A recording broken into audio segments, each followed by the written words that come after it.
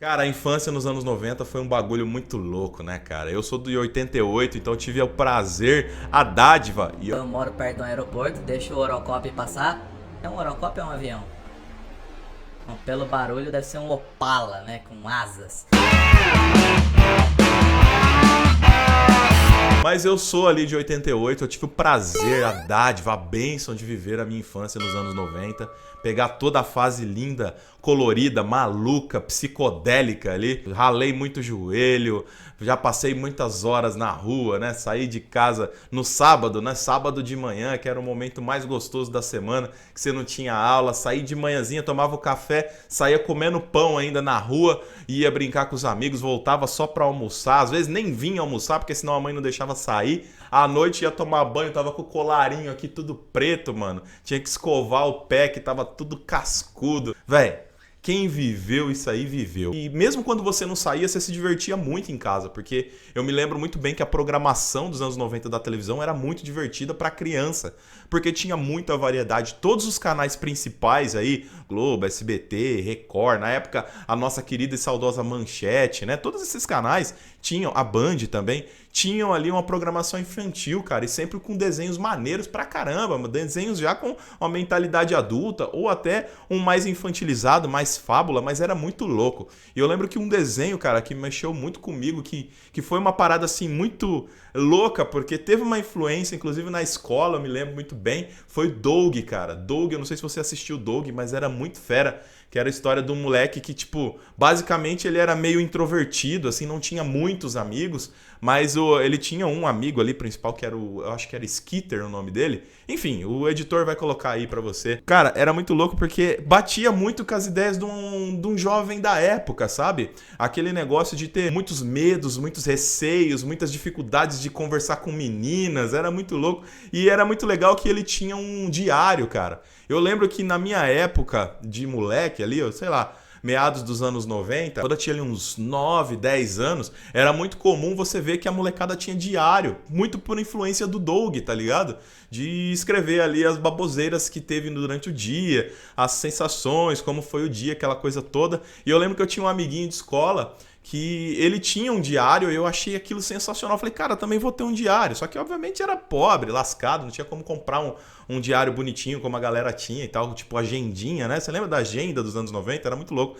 Todo mundo tinha uma agendinha, aquela coisa, aquelas agendas que dava pra colocar caneta, assim, mano, muito vintage, isso nem existe mais, nem caneta a galera tá usando mais, ninguém escreve mais nessa porra. Aí eu falei, pô, vou ter um diário também, mano. Só que eu tinha um caderno ali, aqueles de arame, tá ligado? Comecei a escrever ali e ali era o meu, entre aspas, diário. Porque foi meio que a febre da época. E aquilo, querendo ou não, galera, se você parar pra pensar, foi uma parada que deu muito desenvolvimento pra molecada dos anos 90, inclusive pra ter essa autonomia de pensar, de se expressar, de realmente ter a sua própria opinião, de conseguir desenvolver o seu próprio mundo, porque é aquela, como eu falei, se você fosse pra rua, você se divertia fazendo todo tipo de brincadeira. Você jogava futebol, você andava de bicicleta, patins, você corria, você subia em árvore e o caramba quatro. Se você ficasse em casa, você assistia uns desenhos maneiros, você comia umas comidas gostosas que sua mãe fazia, você tinha alguma atividade, algum joguinho. Hoje, sabe, a molecada de hoje, eu não olho a molecada de hoje como inferior à molecada dos anos 80, anos 90, pelo contrário, cara. Eu acho que houve muita evolução, muita parada legal, principalmente da tecnologia, né? E a molecada de hoje tá com um pensamento muito mais rápido, né? Tá tendo até uma malícia acima do que a gente tinha. Só que a malícia de hoje, o que eu percebo, não sei se vocês pensam dessa forma, mas a malícia de hoje é muito mais teórica. A nossa malícia já era mais prática, né? Você tinha que meter a cara mesmo e fazer a parada. Hoje a molecada mais imagina e tal. Aí tem essas paradas de usar celular o tempo todo, de usar tecnologia o tempo todo, de jogar online, aquela coisa toda. Porra, eu fui ver um videogame, cara, eu já tava com bigode na cara. E eu me lembro que tinha muito aquela parada, não pode jogar muito, senão estraga a televisão. Enfim, aquelas lendas dos anos 90. Você lembra dessas lendas dos anos 90? Aliás, se você lembra de uma, coloca aqui embaixo pra gente trocar ideia. Por que eu tô te falando toda essa parada, assim? Eu entendo que hoje as pessoas elas têm oportunidades, né, de ter mais consciência da importância do momento que a gente vive, sacou?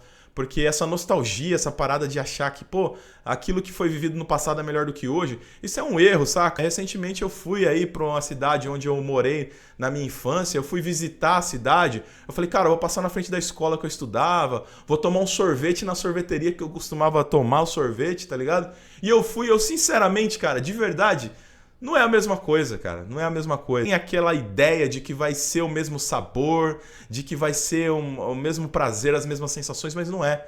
Aquilo vive na sua memória, cara. E é melhor você guardar lá, porque de repente se você revisitar isso, pode perder o encanto, sacou? E pensando nisso, o que eu acho, cara? Eu acho que é muito legal você ter histórias pra contar.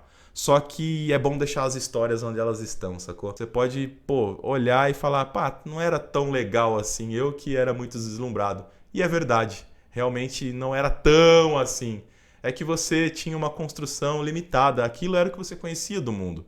Assim como hoje, eu com quase 40 anos, olho algumas coisas e falo, pô, que massa, tenho certeza que quando eu tiver com 50, com 60, eu vou olhar e vou falar, putz, não era tudo isso.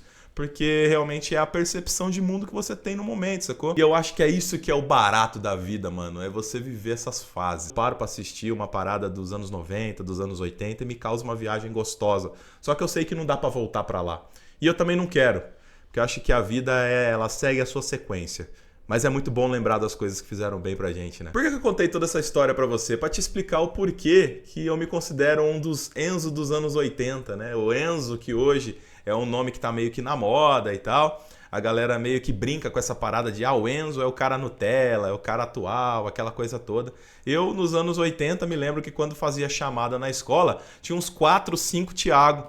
E era sempre uma briga pra saber quem era quem, né, cara? Eu fui o Enzo dos anos 80, da minha geração. Eu fui o nome da moda. A vida vai mudando, as coisas vão mudando, só que ela vai meio que se copiando. Os ciclos só vão mudando os personagens. E vai mudando, obviamente, a tecnologia, a questão cultural das pessoas. Eu vou ficando por aqui, deixa o seu like aí, se inscreve no canal, que eu tenho certeza que você vai gostar de bastante coisa que a gente vai trazer aqui, mano. A ideia é simplesmente dar opinião, conversar, bater papo e, por que não, dividir algumas alegrias aí com você. Tamo junto, valeu!